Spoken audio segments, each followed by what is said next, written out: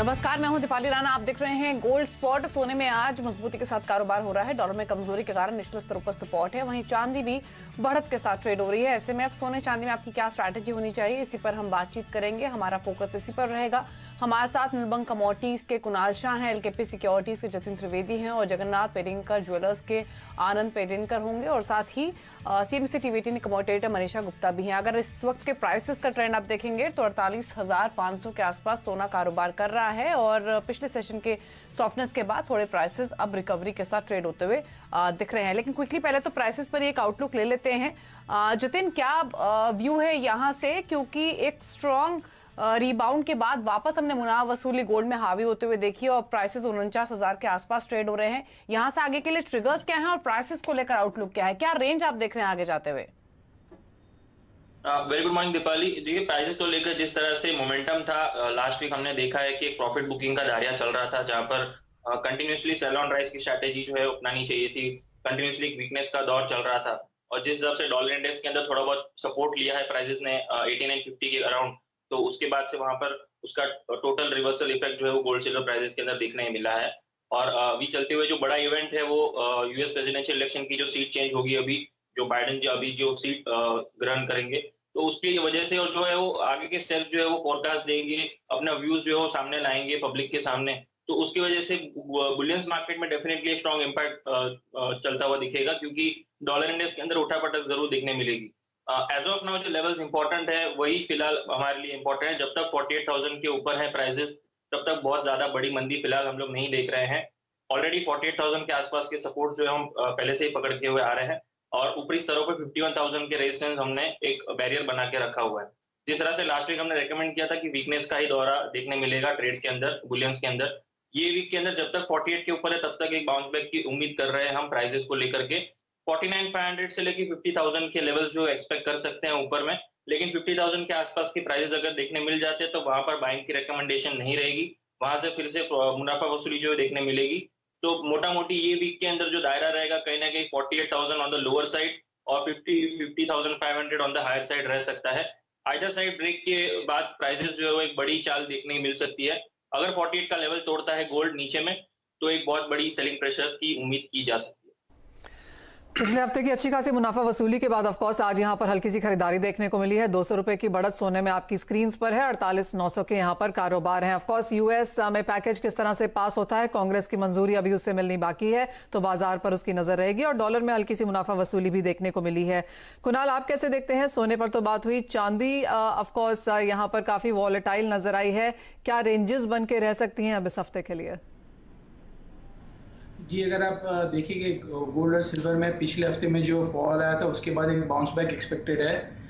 लंबी तेजी फिलहाल नज़र नहीं आ रही है क्योंकि डॉलर इंडेक्स स्ट्रांग हो रहा है। सो आई थिंक मेरी राय में है, आप अगर सिल्वर की बात करोगे तो 65,800 से 65,900 तक के लेवल्स आपको आज के सेशन में ट्रेड करते हुए देखने मिल सकते हैं। 65,400 पे बाय करना चाहिए और 65,000 के नीचे स्टॉप लॉस रखना चाहिए। सो मैक्सिमम 66,000 के आसपास आपको सिल्वर जाता हुआ नजर आएगा, वहां पे आप प्रॉफिट ले लीजिए। लंबा तेजी का कोई ट्रिगर नजर नहीं आ रहा है। यहाँ पर जारी रह सकती है।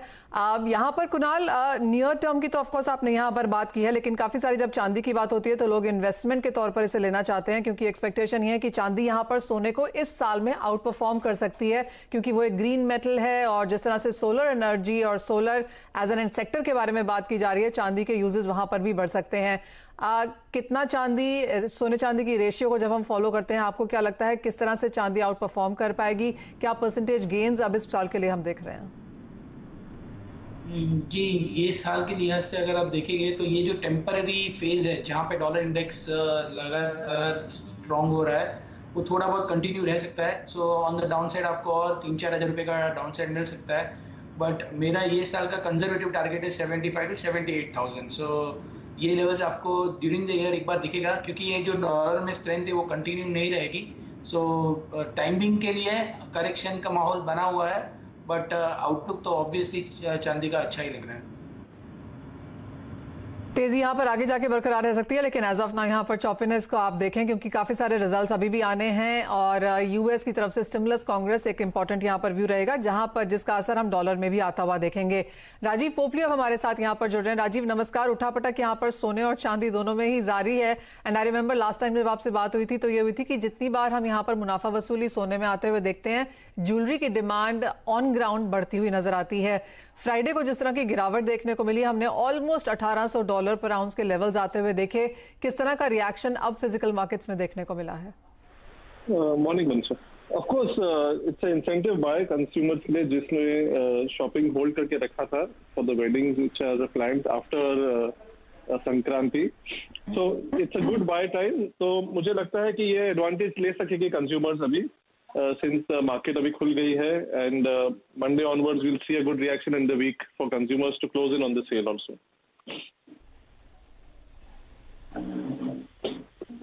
जी, लेकिन प्राइसेस में जो ऊपर नीचे का ट्रेंड हमने देखा है, इससे डिमांड पर कुछ इम्पैक्ट हुआ है क्या? और आगे के बुकिंग्स और कस्टमर इंटरेक्शन देखते हुए क्या आउटलुक दिख रहा है आगे फिजिकल डिमांड को लेकर?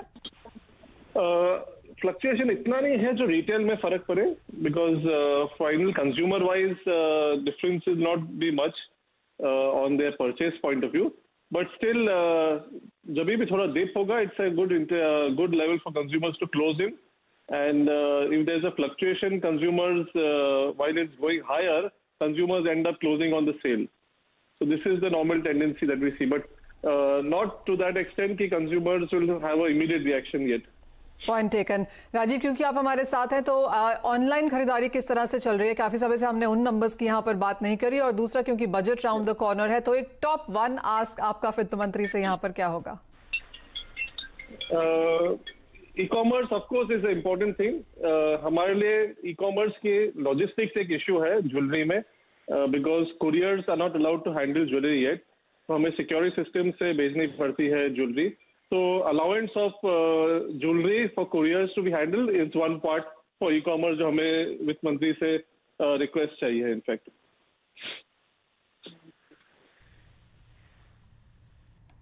जी, तो ये है विश लिस्ट वित्त मंत्री से राजीव जी की, जैसे कि उन्होंने मेंशन किया। तो शुक्रिया राजीव जी इनफैक्ट बताने के लिए कि क्या इस समय सिचुएशन है और क्या आउटलुक यहाँ से बन रहा है। और इसी के साथ गोल्ड स्पॉट से हम आगे बढ़ेंगे और अब बात करेंगे बेस मेटल्स की और साथ ही क्रूड की, क्योंकि क्रूड की स्पेशली बात कर लेते हैं, जहां पर हमने एक अच्छा मोमेंटम बनते हुए देखा था, लेकिन चीन में वापस से जो कोरोना के मामले सामने आ रहे हैं और जर्मनी फ्रांस में लॉकडाउन की खबरें, उसके कारण कच्चे तेल पर थोड़ा दबाव देखने को मिला है।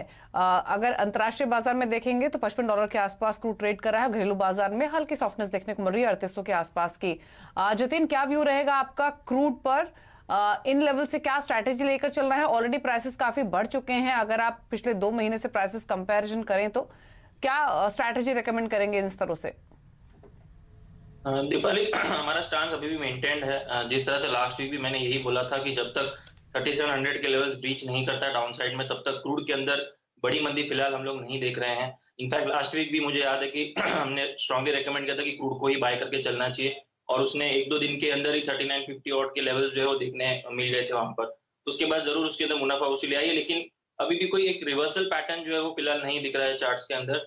और तो जब तक 3700 के नीचे ट्रेड करना शुरू नहीं करता है, तब तक मेरा एडवाइस यही रहेगा कि don't go short as of now till the time it is trading about 3700। On the higher side 3875 3900 के आसपास के लेवल्स जो है वहां पर शॉर्ट जरूर कर सकते हैं with the stop loss of 3950 on the higher side.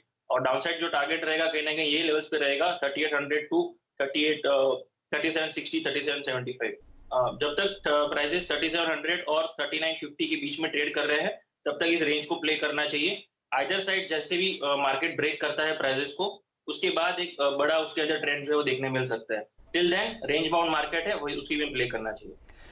Point taken. और बात अब यहाँ पर मेटल्स की करते हैं, जहां पर इवन एज डॉलर में मजबूती है, चाइना में लॉकडाउन्स की खबरें फिर से निकल के आई हैं और यूएस का जो रिटेल सेल्स डेटा है वो बहुत बेहतर नहीं आया। जॉब्स नंबर्स भी पिछले हफ्ते में बहुत बेहतर नहीं थे, लेकिन उसके बावजूद भी यहाँ पर खरीदारी बची हुई है। कुणाल, कैसे देखते हैं आप मेटल्स लाइक कॉपर, निकल, एल्यूमिनियम में, जहां पर हमने निचले स्तरों से फिर कुछ इंटरेस्ट लौटते हुए देखा है? ये सिर्फ बाउंड बैक ही लग रहा है मनीषा जी। ओवरऑल कोई नियर टर्म में कोई तेजी नजर नहीं आ रही है मेटल्स में। और मैक्सिमम कॉपर आज हमने जो बाई रिकमेंडेशन ऑलरेडी प्राइजेस बढ़ गए उसके बाद 612 614 मैक्सिमम अपसाइड, वहाँ से फिर से ये नीचे ही जाएगा। 2 reasons, all the positive news for the metals are priced in. Another reason, ये जो वैक्सीन आ रही है उसके चलते हुए जो साउथ अमेरिका में जो माइंस है उसमें प्रोडक्शन रीस्टार्ट होगा। उडल्को ने भी कहा कि प्रोडक्शन नॉर्मल लेवल पे आएगा बहुत जल्दी। सो मुझे लग रहा है कि मेटल्स में नियर टर्म में अपसाइड बहुत लिमिटेड है और सेल ऑन राइज की रणनीति एक हफ्ते के लिहाज से होनी चाहिए। इंट्राडे के हमारे टारगेट्स लॉन्ग कॉल में ऑलमोस्ट आने की कगार पे है। तो मैं 611 पे कॉपर बाय करने के लिए रिकमेंड नहीं करूँगा। 614 के आसपास आप शॉर्ट कर सकते हैं और मुझे लग रहा है कि फिर से वहाँ से प्राइसेस नीचे जाएंगे। तो 614 के आसपास शॉर्ट पोजीशंस इनिशिएट कर सकते हैं। बाय स्ट्रैटेजी जो थी कुणाल ने वो चेंज की है और 614 के आसपास इनफैक्ट उनकी अब बेचने की सजेशन। जतिन की भी कॉल्स है, उनकी भी कॉल्स लेके, लेकिन आज की हमारी जो हॉट कमोडिटी है वो भी मेटल पैक से ही है, तो इसीलिए क्विकली यहां से रुक कर लेते हैं आज की हॉट कमोडिटी का।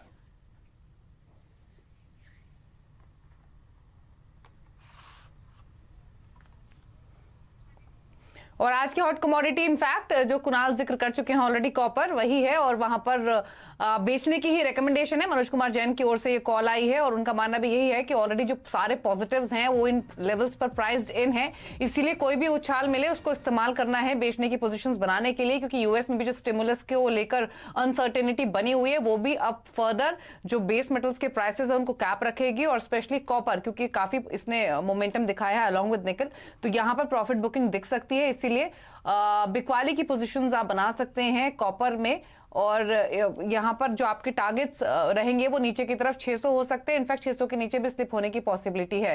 तो बेचने की सलाह है कॉपर पर प्रतिफिन मार्ट की ओर से। आपका जितिन क्या व्यू है बेस मेटल पैक पर और आपकी कोई रिकमेंडेशंस? दीपाली मिक्स्ड व्यू है थोड़ा सा। जिस तरह से मार्केट शेप्ड अप है, वॉलेटिलिटी को प्राइसिंग करने के लिए मैं एडवाइस दूंगा कि बेस मेटल इंडेक्स जो है मेटल डेक्स, कॉपर और जिंक, ये तीनों में स्पेशली शॉर्ट पोजीशन बनाकर रखिए और उसके सामने लेड और एल्यूमिनियम, ये दोनों मुझे काउंटर दोनों ही प्रॉफिटेबल लग रहे हैं, जहां पर रैली जो है वो अभी भी सस्टेनेबल है, हायर साइड लग रही है। तो लेड के अंदर बाय रिकमेंडेशन है around the levels of around 165 166 के बीच में बाय करके चल सकते हैं। 170 के टारगेट्स रखिए और जिंक के अंदर स्पेशली सेल कॉल है 214 215 के बीच में सेल कॉल रहेगी। 218 से 19 के बीच के आसपास का स्टॉप लॉस मेंटेन रखिए और डाउन साइड में 208 से लेकर 207 के लेवल्स जो है वो मुझे लग रहा है ये वीक के अंदर आ जाएंगे। जी, तो स्ट्रैटेजी बेस मेटल पैक पर मिक्स्ड है। लेड में इनफैक्ट ऑन डिप्स खरीदने की सलाह है, लेकिन जिंक में बिकवाली की पोजीशंस बना सकते हैं 208 के टारगेट्स के लिए, ये सजेशन है। चलिए एक ब्रेक के लिए यहाँ पर रुक रहे हैं, जब लौटेंगे तो एग्री कमोडिटीज पर तो फोकस करेंगे ही और साथ ही बात करेंगे कॉटन सेक्टर की कि उनकी बजट को लेकर क्या एक्सपेक्टेशंस है, इस पर खास चर्चा होगी छोटे से ब्रेक के बाद।